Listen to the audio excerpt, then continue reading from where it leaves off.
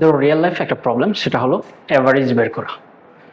তাহলে আমরা তিনটি স্টুডেন্টের মার্কসের অ্যাভারেজ যদি বের করতে চাই তাহলে আমাদের কি করতে হবে? ঠিক আছে, তাহলে আমরা তিনটা ভেরিয়েবল ডিক্লেয়ার করলাম।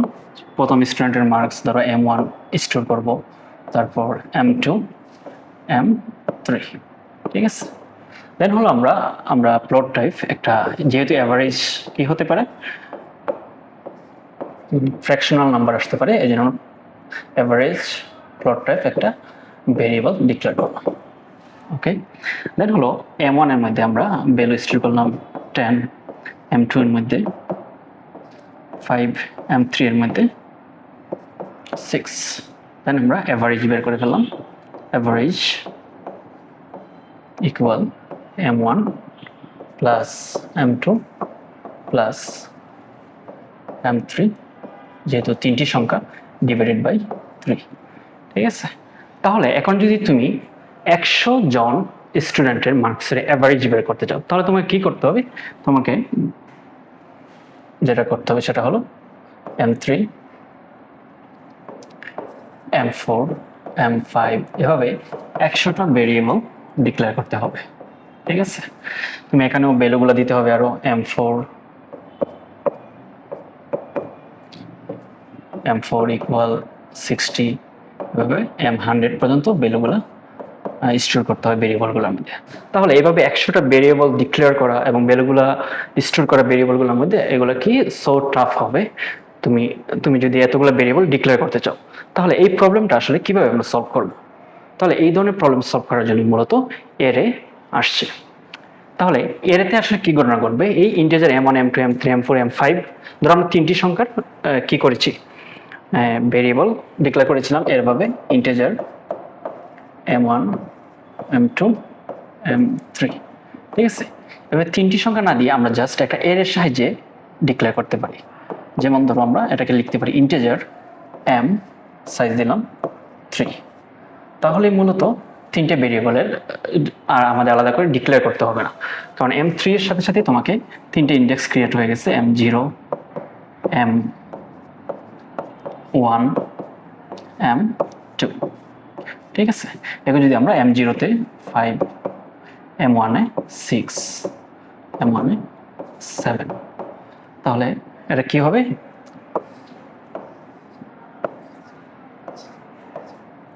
0, 1, 2। মনে রাখবা এটাতে অলওয়েজ ইন্ডেক্স কি হবে? 0 থেকে শুরু হবে, ইন্ডেক্স অলওয়েজ 0 থেকে শুরু হবে। তাহলে 0 তে কি আছে? 5, 6, 7, এভাবে ভ্যালুগুলো স্টোর হবে। তাহলে আমরা কি বলতে পারি, এটাকে আমরা কিভাবে ডিফাইন করতে পারি? যেহেতু দেখো এখানে তিনটা ভেরিয়েবলের বদলে আমরা তিনটা ভেরিয়েবলকে একটা ভেরিয়েবলে কনভার্ট করেছি। ঠিক আছে, তাহলে এই যে এটাকে কি বলতে পারি? Collection of variables. 3 এর জায়গায় আমি যে 100 দিতাম, 100টা ভেরিয়েবলের কাজ এই এরে দিয়ে আমরা করতে পারতাম। তো এটাকে আমরা ডিফাইন করতে পারি, an array is a collection of variables.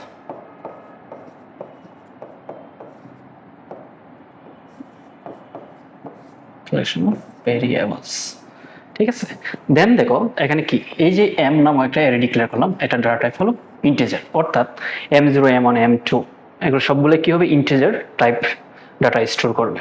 ঠিক আছে, এখন তুমি যদি এখানে প্লট লিখো তাহলে এটা প্লট টাইপ হয়ে যাবে। তুমি যদি একটা ডাবল লিখো, ডাবল টাইপ হয়ে যাবে। তুমি যদি একটা ক্যারেক্টার টাইপ লিখো, 4 লিখো, ক্যারেক্টার টাইপ হয়ে যাবে। ঠিক আছে, এই ইন্টিজারকে রিপ্লেস করতে পারো এইসব বিষয় দ্বারা।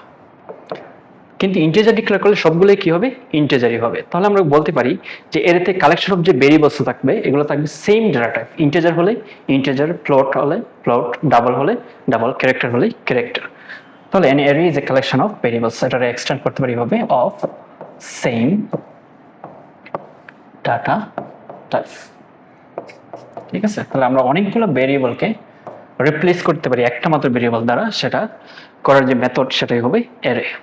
ঠিক আছে, তাহলে আমরা দেখবো আসলে এই অ্যারেকে আমরা কিভাবে ইনপুট নিব, কিভাবে অ্যারের মধ্যে অ্যাক্সেস নেওয়া যায় এবং অ্যারে দিয়ে আমরা প্রবলেম কিভাবে সলভ করতে পারি। তাহলে একটা অ্যারেকে আমরা কিভাবে ডিক্লেয়ার করতে পারি? প্রথমে আমাদের লিখতে হবে ডাটা টাইপ, ওই অ্যারেটা ইন্টিজার টাইপ নাকি প্লট নাকি ক্যারেক্টার নাকি ডাবল, সেটি ডাটা টাইপটা দিয়ে দিতে হবে। দেন আমাদের একটা ভেরিয়েবল, যেটা অ্যারে নেম বলতে পারো, একটা ভেরিয়েবলের যে ভ্যালিড হওয়ার যে রুলস এগুলো মেনে একটা ভেরিয়েবল নাম দিতে হবে এবং সেটার সাইজ বলে দিতে হবে। সাইজ না বলে দিলেও প্রবলেম নেই, কিন্তু থার্ড ব্র্যাকেট দিতে হবে। ঠিক আছে, তাহলে থার্ড ব্র্যাকেট একটা দিয়ে আমরা যে অ্যারে নিয়ে আজকে আলোচনা করবো সেটা হলো ওয়ান ডাইমেনশনাল অ্যারে বা লিনিয়ার অ্যারে। ঠিক আছে, অ্যারে আবার মাল্টি ডাইমেনশন ম্যাট্রিক্স অ্যারে হতে পারে, সেটা 2 ডাইমেনশনাল বা 3 ডাইমেনশনাল হতে পারে। ঠিক আছে, কিন্তু আজকে আমরা আমাদের ডিসকাশন লিনিয়ার অ্যারে বা ওয়ান ডাইমেনশনাল অ্যারের মধ্যেই সীমাবদ্ধ রাখবো।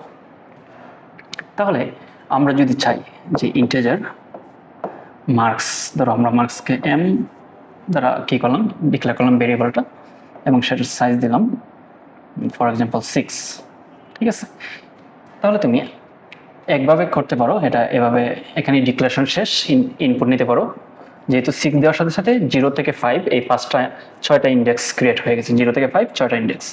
তাহলে M0 সমান আমরা লিখলাম 2, M1 এভাবে আমরা ভ্যালুগুলো স্টোর করতে পারি ইন্ডেক্সে। 1 equal to 3, M2 equal 6, M3 equal 9। ঠিক আছে, M4 equal 12, M5 equal 7।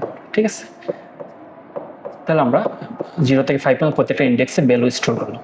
ঠিক আছে, এই ভ্যালুগুলো কীভাবে স্টোর হয়েছে দেখো, এই ভ্যালুগুলো স্টোর হয়েছে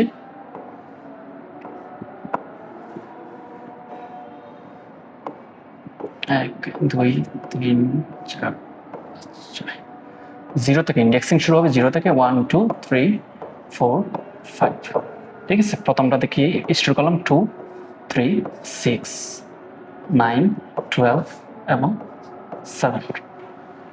ঠিক আছে, তাহলে ইন্টিজার M6 দেওয়ার সাথে সাথে আমরা একটা অ্যারে ডিক্লেয়ার করে ফেললাম যেটার সাইজ হলো 6, অর্থাৎ সেটার ইন্ডেক্স হবে 0 থেকে 5 পর্যন্ত। দেন হলো আমরা 0 থেকে 5 পর্যন্ত প্রত্যেকটা ইন্ডেক্সে ভ্যালু স্টোর করলাম।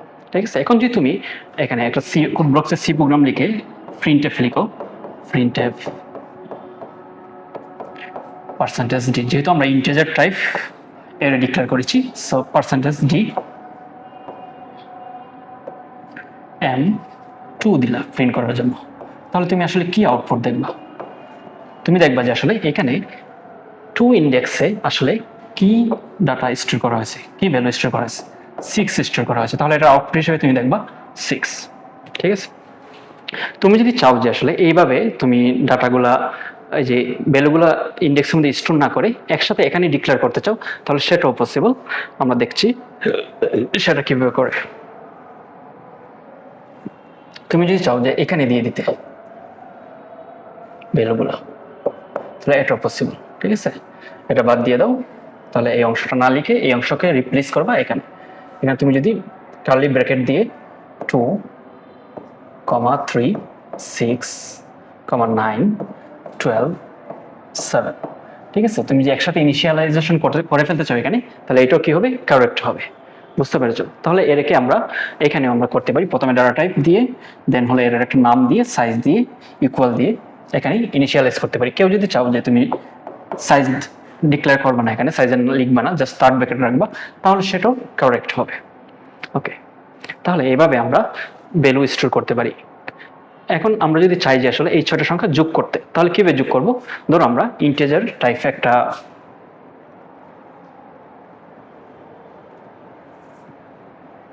তাহলে ইন্টিজার টাইপ একটা ডাটা যোগ করার জন্য আমরা একটা ভেরিয়েবল ডিক্লেয়ার করলাম, সেটা হলো ইন্টিজার সাম।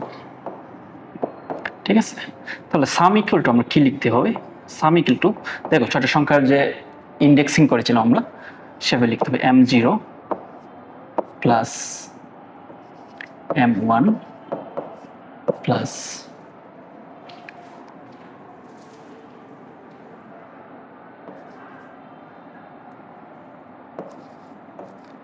M2 plus M3 plus M4 plus M5 5। ঠিক আছে, এভাবে আমরা যোগটা করতে পারি। এখন কোয়েশ্চেন হলো কিভাবে আমরা এখানে তো ভ্যালুগুলো দিয়ে দিয়েছি, ইনিশিয়ালাইজেশন করে ফেলছি, সাথে সাথে আমরা যদি ইউজার থেকে ইনপুট নিতে চাই তাহলে আমাদের কি করতে হবে। ঠিক আছে, তাহলে আমাদের কি করতে হবে দেখো, আমরা যদি ইউজার থেকে ইনপুট নিতে চাই তাহলে প্রথমে কি করতে হবে, আমরা একটা ডিক্লেয়ার করতে হবে। ডিক্লেয়ার করলাম ইন্টিজার এম, ধরো সাইজ দিলাম 5। ঠিক আছে, তাহলে 5টা ইন্ডেক্স ক্রিয়েট হয়ে গেল।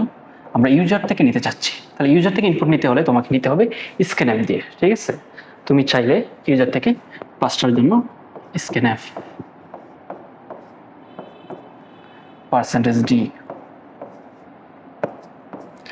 %m0 এভাবে নিতে পারো একটা একটা করে। ঠিক আছে, তোমরা আবার স্ক্যানএফ লিখলে, অথবা এখানে 5টা পার্সেন্টেজ দিয়ে দিলা m0 m1 m2 এভাবে % দিলাম। ঠিক আছে, তাহলে এটাও আসলে টাইম কনজিউমিং, এটা অপটিমাল কোনো সলিউশন না যে আমরা এভাবে স্ক্যানএফ বারবার দিব। ঠিক আছে, তারপর আমরা এভাবে ইন্ডেক্সগুলো দিব m %,